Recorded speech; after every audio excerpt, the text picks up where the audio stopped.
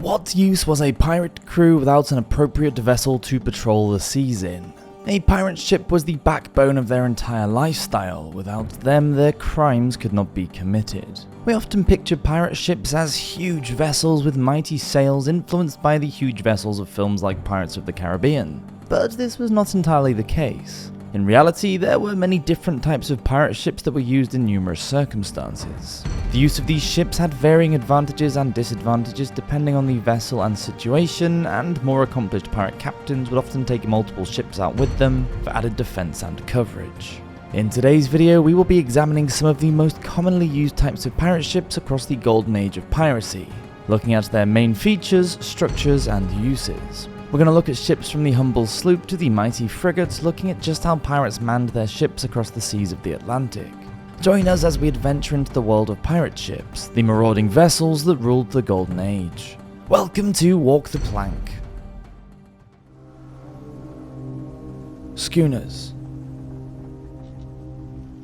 Schooners were common sailing vessels used by both pirates and merchants across the golden age. They were identified by the presence of 2 or more masts on board, as well as their rigging. Their sails were rigged along the line of the keel, a structure running longitudinally down the bottom of a vessel as opposed to the horizontal sails seen on square-rigged ships. Most schooners were typically rather small in comparison to some of the larger vessels of the Golden Age, and as a result could not hold huge numbers of crewmates or treasure. That being said, the schooner's small size gave it a considerable speed and agility advantage when facing larger ships, and the narrow hull meant that they could slip into inlets and estuaries to avoid larger military ships in times of desperation. Schooners were often used by pirate captains who were at earlier stages in their careers and were often taken by new crews looking to add more ships under their control. Despite the size, schooners could still carry impressive numbers of guns and cannons capable of holding their own if forced into a combat situation. Some pirates controlling schooners even managed to get themselves into places of considerable status thanks to this firepower. Captain Edward Lowe, a pirate known for his extreme brutality to prisoners, took control of a schooner named Fancy in 1723 and quickly became one of the most feared pirates on the seas as he sailed it. Lowe personally killed 50 men over the course of his piratical exploits and garnered a reputation that saw him feared on both sides of the Atlantic. The British Navy eventually put a stop to his control over the schooner in June of the same year when they wrestled control over his ship and arrested the savage captain. Sloops. Sloops were some of the most common vessels operated in the Atlantic throughout the golden age of piracy and were favoured by pirates as a result of their availability and speed. Many sloops were constructed at port towns in the Caribbean, which meant that they were readily available to would-be pirates in a new or near-perfect condition, and could often be modified to suit the specific needs and preferences of the crews controlling them. Like schooners, sloops were not the largest of vessels, but their speed advantage could see them cutting through the waves at up to 10 knots, about the same pace as a fishing trawler, and faster than most of the ships of their time. Their attacks were often as swift as their travel speed, and they could unload cannon rounds into close-by enemies with considerable speed, making them a great fit for marauding pirates who wanted a quick victory. In the face of danger, or if the military was spotted on the horizon, the pirates could quickly dart away with a deck full of treasure into archipelagos or shallow waters where they could not often be followed. It was a sloop known as the Adventure that Blackbeard sailed into Ocracoke Inlet as he met his end at the hands of Lieutenant Robert Maynard. After his stretch using his flagship, the Queen Anne's Revenge, Blackbeard captured Adventure around the waters of Turneffe Islands in the Bay of Honduras. He wrestled control of the ship from its former captain, David Heriot, who was eventually forced to join the infamous pirate's crew. On this same voyage, Blackbeard would make his way to the waters of Cuba, adding another sloop to his growing flotilla. It wasn't just the pirates who favoured sloops, but pirate hunters too. If the pirates were using them, they would be hard to catch without something as sleek and agile, and so many pirate hunters towards the end of the Golden Age opted to hunt down their quarries aboard similar ships. Notable examples include the Ranger and the Jane, 2 royal sloops manned by Lieutenant Robert Maynard and his men on his successful mission to kill Blackbeard. Square-rigged cargo ships. This is more of a catch-all term for a series of ships that were either manned or hunted by pirates. Square-rigged ships were great for longer journeys, particularly the long crossing from one side of the Atlantic to the other. Identified by their huge square sails strung up on 3 tall masts, they were more often than not stolen merchant vessels when in the hands of pirates. Think of them as floating storage compartments. These ships boasted huge cargo holds, meaning that they were perfect for merchants carrying as many goods as possible from one port to another. On occasions, they were typically seen sailing alongside pirate sloops, allowing the pirate to take as much treasure as possible. The accompanying sloop or schooner would ensure that the treasure was safe on board the comparatively defenseless square-rigged ship. While they were great for transporting treasure, square-rigged merchant ships were not great in combat situations. Commonly, pirates were able to take control of these ships without much difficulty, as their large cargo holds meant that there was less room for weapons. For pirates on longer missions, or for those spending months at a time at sea, it was a great idea to bring a square-rigged merchant ship along to keep treasure and supplies safely stowed away before reaching the next port. As we will soon find out, however, not all square-rigged ships were used for non-violent purposes. Frigates. Frigates were mighty vessels, and ones that were typically only sailed by the highest ranking or most accomplished of pirates. This again is something of a catch-all term, as the word frigate has been used to describe any large warship with square-rigged sails. On average, these nautical behemoths weighed around 1,000 tons, boasted 3 masts equipped with a large number of adjustable sails, and anywhere between 24 to 40 cannons on 2 or more cannon decks. Later, even stronger versions of the frigate would be able to carry up to 70 guns, but these were typically used after the golden age of piracy had ended, favoured by the British Navy.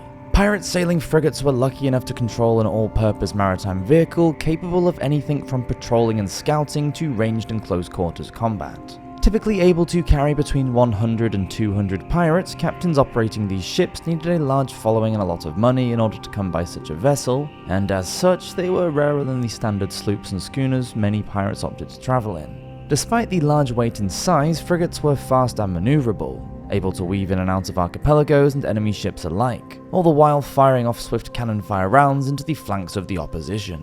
One of the most famous pirate ships of all time was actually a frigate. Again, a ship under the ownership of the legendary Blackbeard, the Queen Anne's Revenge was a mighty vessel, both massive and exceedingly fast. Originally, the ship was a French slave trading vessel known as La Concorde, but the infamous pirate managed to seize it for his own gain in 1717. Blackbeard was quick to rename the ship to the Queen Anne's Revenge and decked it with 40 cannons, each one capable of tearing a huge hole in the hull of an enemy ship. The vessel was 31 meters from front to back with a 7.5 meter long beam. Blackbeard's reputation would mean that even the sight of this massive ship would force his targets, often merchant ships, into surrender without a fight. And it was this ship that Blackbeard used to stage his famous blockade on the city of Charleston in what is now South Carolina. The frigate was eventually wrecked off the coast of North Carolina. It's thought that Blackbeard abandoned ship as it was going down, taking as much treasure as he could and a few of his best men with him. While the remaining pirates on board the ship were likely arrested and hanged for their crimes, Blackbeard continued his exertions until the law eventually caught up with him.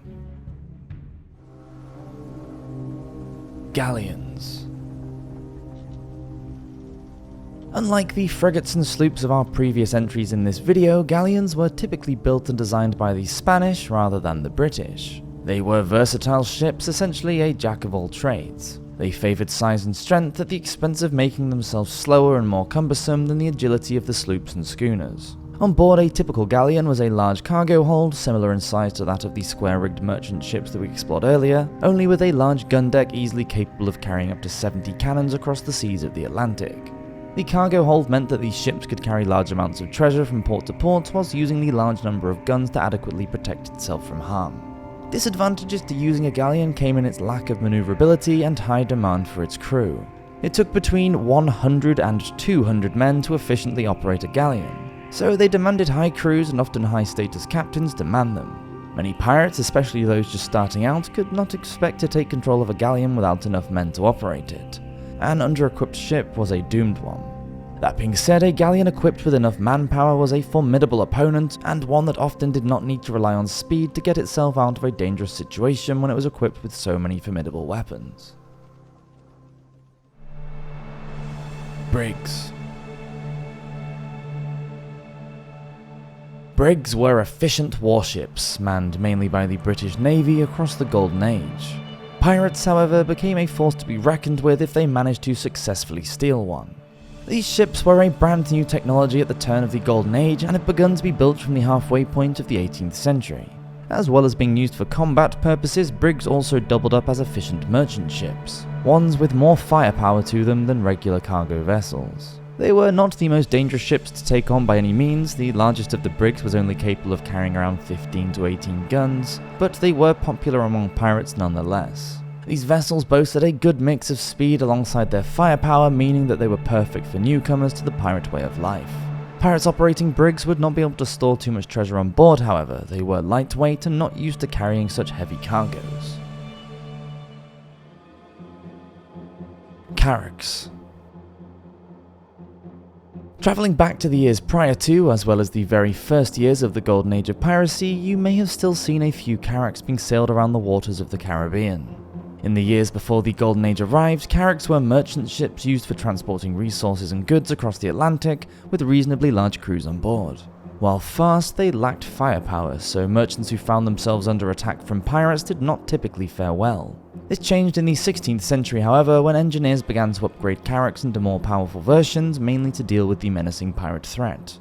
This would eventually mean that carracks were the first ships with guns mounted at low points on the hull, something that would soon become a staple for ships of both practical and military use. This would mean that, as the years progressed, carracks became more and more desirable as both warships and pirate ships, and both the military and buccaneering crews typically took control of them and took to the seas of the Caribbean.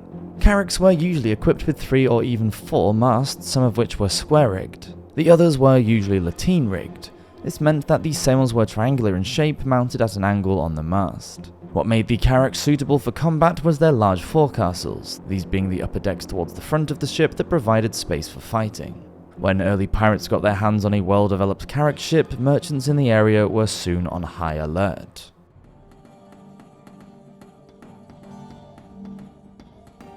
So there you have a rundown of the most commonly used pirate ships of the Golden Age of piracy.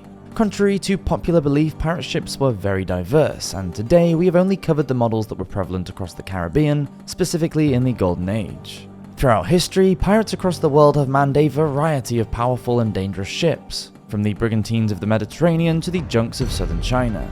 It is likely that we will explore these in a future video, but that's a voyage for another time. Thank you for watching this episode of Walk the Plank. Please subscribe if you haven't already. I'll see you next week for another video. Cheers!